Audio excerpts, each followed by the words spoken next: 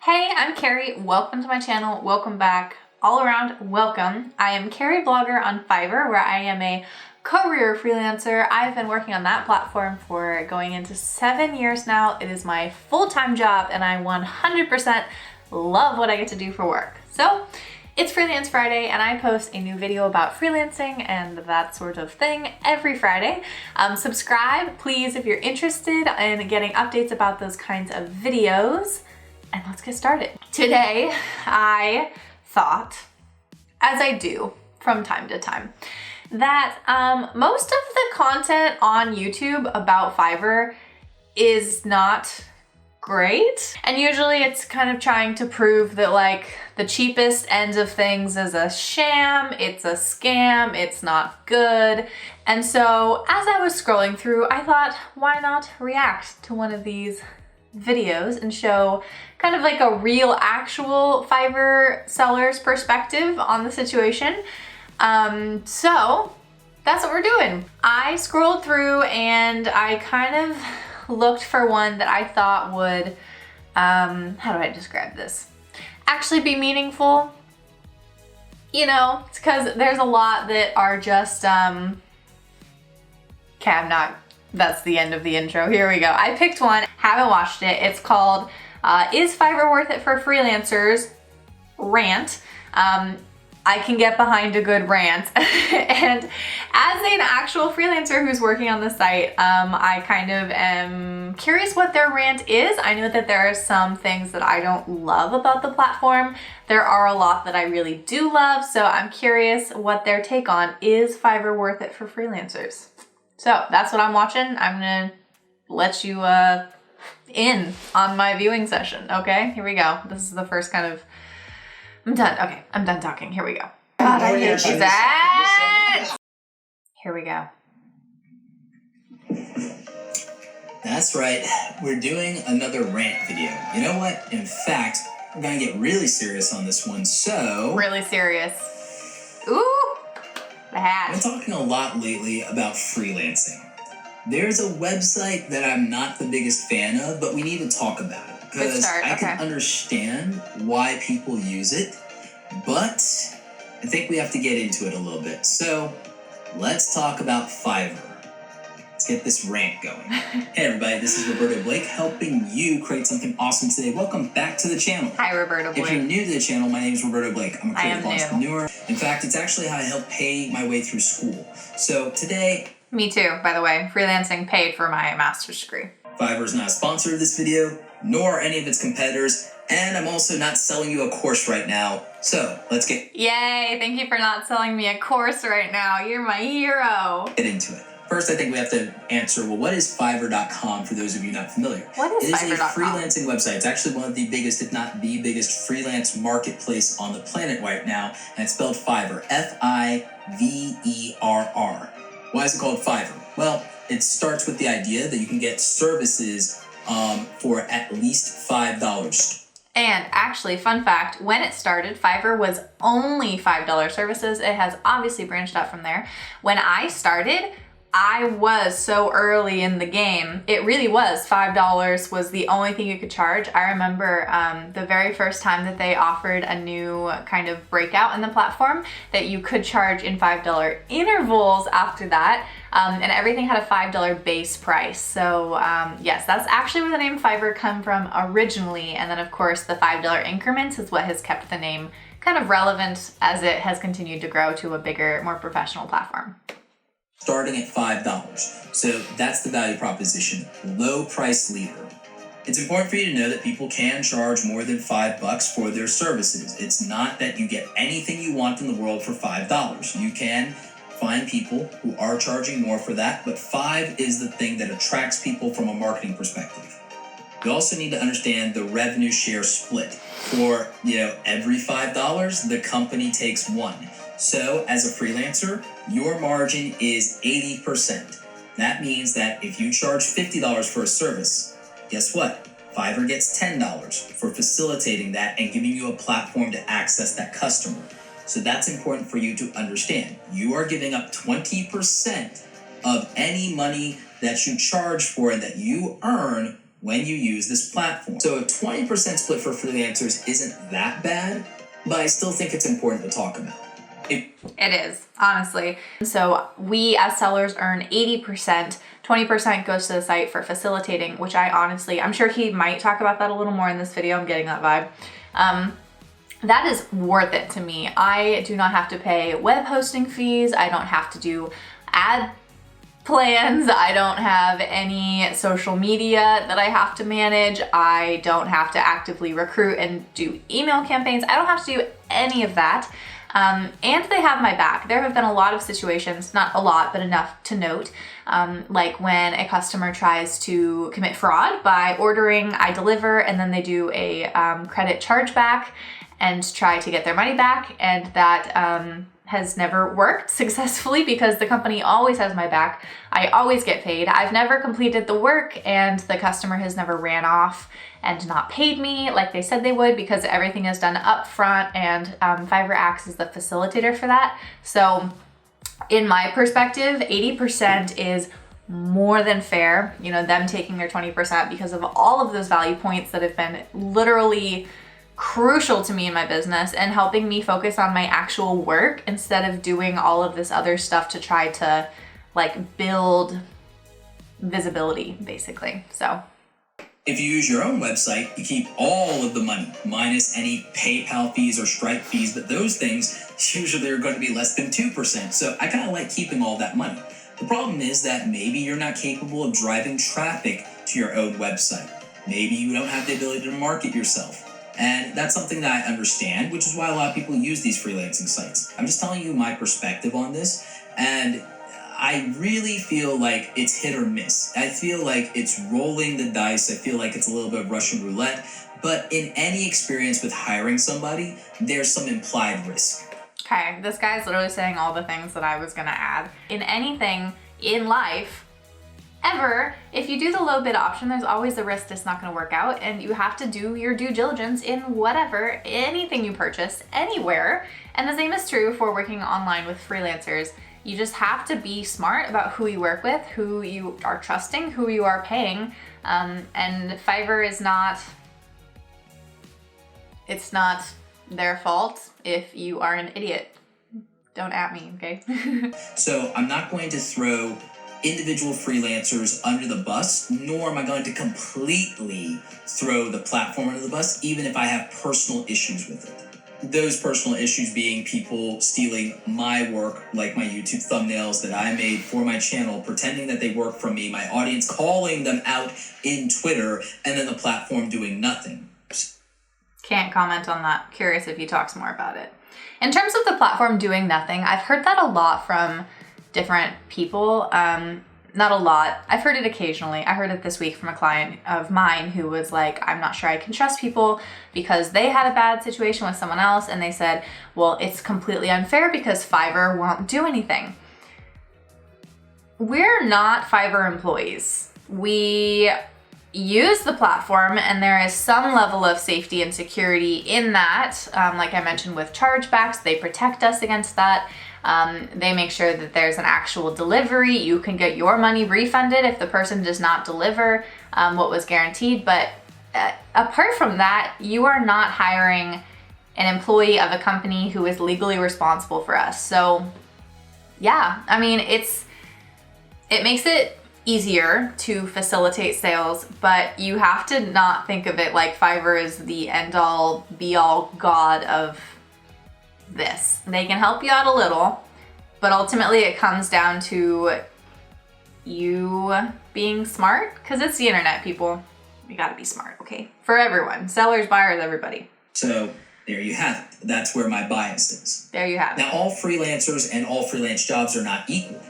Some of those freelance services are going to be very good because they don't rely on intellectual property that can ever be stolen. I've had people as entrepreneurs tell me that they've hired someone for a logo design, and only to find out that the logo design was stolen from another brand or another company. And so that's a bad experience. But if you want to hire a voice actor or a voice actress, well, there's no way for them to really steal that work. So for those kind of services, Fiverr.com is probably a great deal, and it's probably amazing for you for the simple fact that, you know what, if it's that kind of work, there's no way to fake it. But is it worth? Yeah, the whole faking it thing. Again, those top YouTube video results, so many of them, which I did check out some just because I was curious what they would suggest you do with no skills to make instant money instantly. It was like, use Wix.com to create a logo, like just plug and play, pop it out, and it's $20 and then you sell it for $60. It's not like, I don't know what to say. I don't know what to say. It's a problem. Just be smart, okay? Hire people who actually know what they're doing, who deliver their promises, who have a track record of success, and don't get trapped in cheap, scammy things like that, because scams exist everywhere, and yes, I'm sorry, they are on Fiverr sometimes. Worth it for the freelancer? Well, you're giving up 20% of your money, and you don't own the relationship. If you try to take your client off of Fiverr.com and try to, contact them outside of the platform, Fiverr could terminate your access to the platform, and you might forfeit any money that might be owed to you that might be sitting in your account for the platform. I've had freelancers tell me, and maybe that shouldn't be the case, but I've had freelancers tell me that that's what their experience has been sometimes. That is true. Because of how the platform works, you do not have the right to forge a relationship on Fiverr and then take it elsewhere. And again, I think it's very fair because you are using Fiverr as your marketing, your chat tool, your connection point. And so that's basically like, you're already using their service. You just haven't paid them the 20% that you now owe them, essentially, to facilitate this. I wholeheartedly support Fiverr's initiative there. It's very, very clear in the terms of service. That is never something that I have broken that rule, and I also think that it's very fair that they do that. In terms of you not getting your balance amount, I don't know if that's actually true. It's probably, I guarantee it's in the terms of service somewhere, if you have access to those balance or not. But again, I think it's 100% fair that you would lose your standing on the platform and ability to be a member of our community on Fiverr if you are trying to take business elsewhere and not kind of pay Fiverr their half of the bargain. So personal take, his personal rant, it's all personal. That's what I think. So sometimes freelancers don't feel like the platform is fair to them. I've had a lot of people in the comments tell me that they're someone on Fiverr and they told me they make a living on it. Or they've told me that there's someone on Fiverr, they're a freelancer, and the platform didn't treat them fairly, one way or another. So, it's a mixed bag. That's the issue that I have with a lot of these platforms, is the lack of control and the lack of quality control. Now, other platforms sometimes have criteria that make it easier to get quality and quality control because, freelancers have to go through verification processes and other things before they're even allowed access to the platform and to apply for jobs on the platform. That is true. Also, Fiverr has their entry level, which is for new sellers, and you don't have to do anything specific to start selling.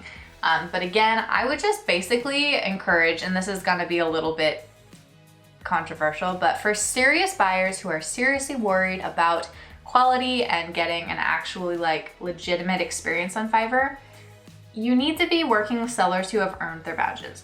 There will be people who are more than willing to pay the lower rates for people who are not vetted and proven on the platform. But if you're really serious about it and you're really worried about it, which apparently a lot of people seem to be, then you need to go for those higher ranking sellers. For example, as a top rated seller, myself was handpicked by Fiverr editors. So they found me on the platform. They looked through all of my work. They looked through the body of work with deliveries and reviews and my history and my statistics. And then I was designated with that top rated seller badge. As pro, I was vetted. I had to submit an actual portfolio of work. Again, much more stringent. I had to actually apply for that. And then they have designated me as pro. For top rated seller, I am reevaluated. It's every 6 weeks or 6 months. to make sure that I am still in good standing, that I still have earned the badge that I have achieved. But yeah, if you just go for Joe Blow who has no proof, no reviews, no nothing, yeah, sorry, it's a little iffy. Fiverr is imposing more of those kind of steps to make sure that people are proven and vetted and reliable. And again, with the recent addition of having recurring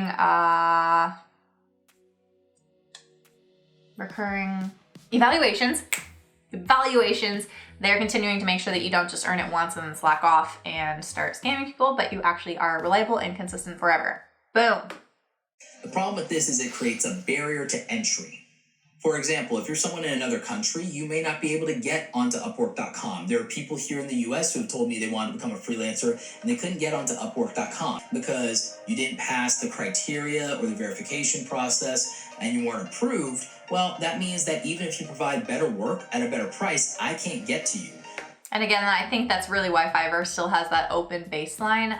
Anyone can start, anyone can prove, you just have to get started past that threshold of having 0 reviews and 0 verification. So Fiverr is the most accessible freelancing platform. It's the easiest one for somebody to just jump on and start making money. That's why it attracts, unfortunately, some bad actors and some people who don't do quality work, and then it kind of taints the experience for people. And so to be fair to Fiverr, that's honestly a really hard problem to solve because you want quality, but you want accessibility for the majority of people. And I think that that's not necessarily something that you can solve without throwing a lot of things in the works that just make it more complicated than it needs to be. So at the end of the day, I can't really fault them for that, much as I might like to. But Roberta, what about all your rants about Fiverr?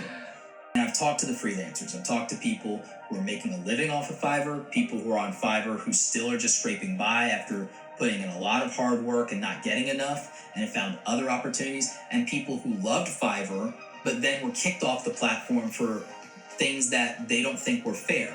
They didn't feel like they broke any of the rules and what have you. So at the end of the day, I think your experience is going to vary. I think that it's very difficult to say that Fiverr sucks or that Fiverr is awesome when you might have an experience of that could go either way. In terms of what I would want as a freelancer, I wouldn't use this platform because I'm just not satisfied with the tier of jobs that are available in terms of what you can charge. You can make custom gigs, but you got to remember, the platform marketed for people with a very low budget. It used the idea and the appeal of get what you want for $5 to bring people in. That's a lot of low-hanging fruit, and Again, I'm going to cut him off. With the addition of Pro, which is basically like a new platform in the platform, it is a completely vetted, you have to apply for it, very literally pro sellers on the platform with that. And those sellers have a minimum threshold of $100 for most categories. For my writing and translation category, your gigs have to start at $100. So that by then was a really fantastic way to eliminate that low-hanging fruit problem that he just said, and make sure that the pricing is more appropriate to the level of service that's being delivered. So again, Fiverr is continuing, in my opinion, to get better and continue to evolve. And that is happening. It's just happening a little slowly. So again, you just have to look on the platform for what you want. And I agree that it can be difficult to charge appropriately and compete. His, only for $5. I have packages that are selling for $2,000 and I am selling them successfully, and it is worth the value of the money, and there have been very positive client relationships there. But yes, it is on a platform called Fiverr, and I do several times have people show up and say, hi, I'd like this for $5. And I'm like, that's not actually what's going on here, buddy. Most entrepreneurs go to their own network first. They ask a friend to give someone a referral, and they'll pay top dollar for somebody that's in that network of trust. Lots of people do refer to me on Fiverr, which is so nice. I really appreciate when people do that, because that is true. A lot of people message me and say, hey, my friend so-and-so got your services. They love it. I saw the work. I'm impressed. How can I order from you as well? So I do get referrals on Fiverr, but you're right, it's maybe less frequently. But again, I'm selling all around the world, and I feel like Fiverr gives me a wider network to then branch off with referrals to create their own network. So I don't see that as being a problem for me.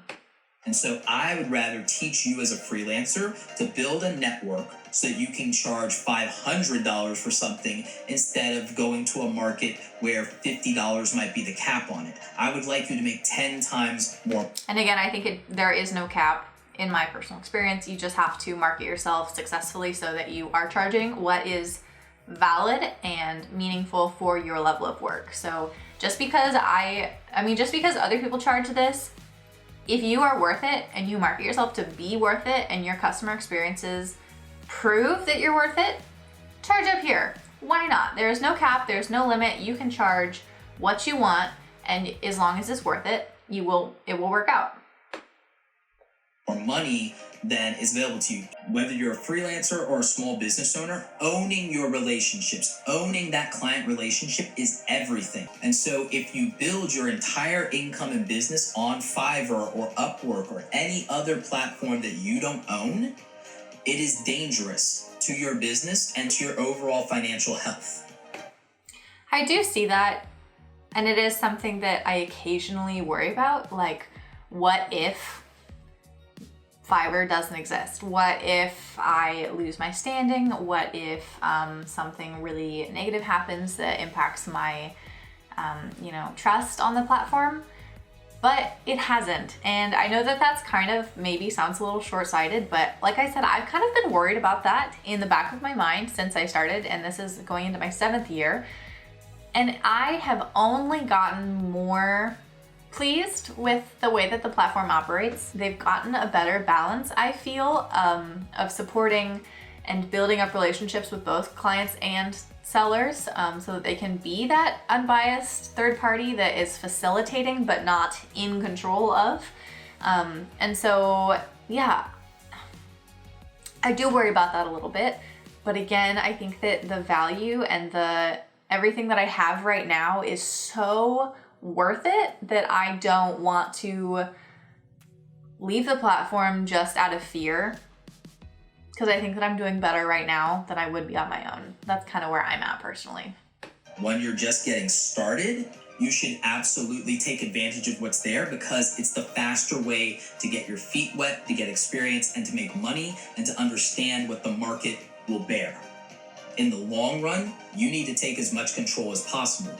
So I say, regardless of what, build your own website and start building a name for yourself and building a portfolio. My final thoughts and advice.